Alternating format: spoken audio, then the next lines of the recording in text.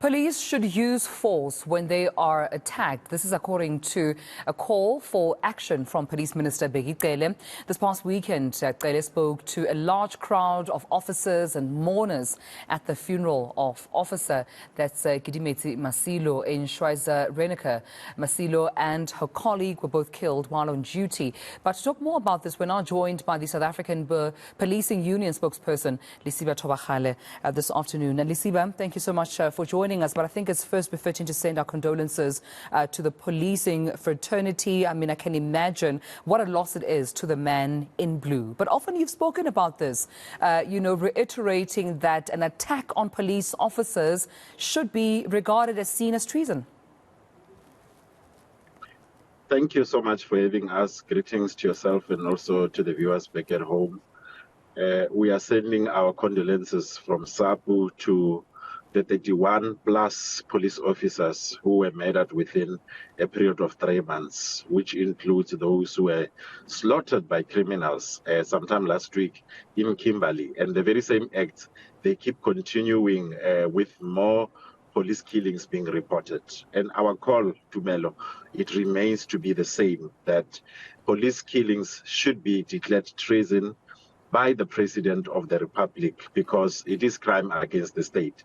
And we continue to see that the criminals are not fearful when it comes to killing police officers. And firstly, we know that police officers do get targeted, some because of the work that they do.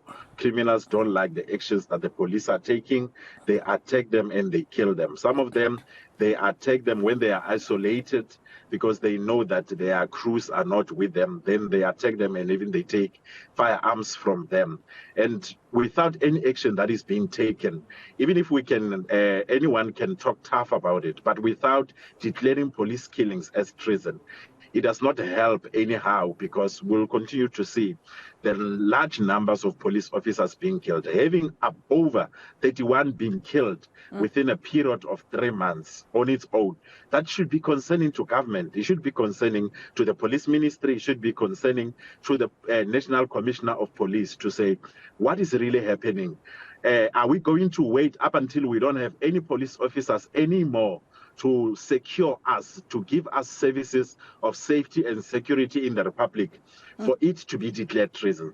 This call we have been making, and we keep on saying that it is time that government should really listen to what we are saying and really declare police killing as treason. And also, it doesn't help for for the minister to say that, you know what, police officers should not die with the holsters in their hands, without guaranteed state protection to them when they have acted within the ambits of the law. Because in most cases, another contributing factor to Melo is the fact that police officers, for a split of a second, when they are faced with dangerous situations, one happen to ask themselves, will I get state protection in case something happens? And at that time, criminals are capitalizing to kill the police, because a split of a second on its own, one's life can be ended. So we are saying that if the minister can also talk tough and say that he will guarantee state protection, because we have seen with the Krugersdorp that members there, they did not get state protection. Us as a union, we had to come in and make sure that we bring the lawyers who will go and represent those members, because the state had abandoned them. So that on its own, police officers, sometimes they find themselves having to think twice when they have to act, whether to safeguard their lives or to safeguard the lives of others. I want to also just point out to the news that we also, I suppose many of us woke up to.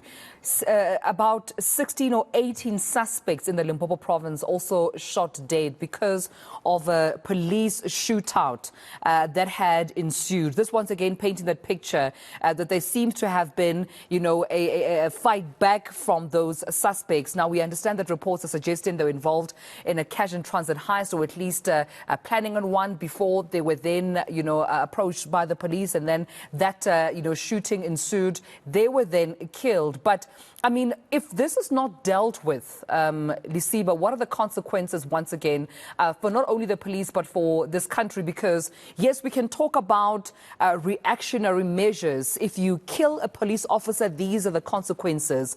But we need preventative measures as well to avoid those fatalities, to avoid the mindset and attitude that says when you see men and women in blue with a badge, a police or law enforcement badge, they should not be respected. That is true, Jumelo, because without being reactive, before you can be reactive in dealing with crime, you need to be proactive, meaning that you need to prevent crime before it happens. We need to make sure that police officers are not being killed. Firstly, we need to deal more especially with the under-resourced police force. We need to there is a need indeed to make sure that the police ministry and SAPS management and government at large, they make sure that the police are fully capacitated when it comes to the issues of numbers. Right. And further to that, when it comes to violent crimes, we have seen that without re-establishing specialized units to focus on specific types of crimes, including police killings as well, there should be the unit that investigate that should be re-established to investigate murders and so on. There should also been there to give focus also on police killings, meaning that if they go, they arrest those who are responsible for those, then they remove them prior to that. They follow information with crime intelligence and so on. Most of these crimes, or most of the lives of our members, could also be saved, inclusive of the lives of our communities. We are not only concerned about police killings, but we are concerned about the high levels of crime and the killings of the members of the society. Well, thank you so much for adding your voice to this matter. SAPU's Lesiba Thobakgale, thank you so much for speaking to us and hope on this, and hopefully there will be an end in sight in these fatalities. 31 police officers shot in a space of 3 months. Quite concerning an issue. But thanks to the spokesperson of SAPU for his time.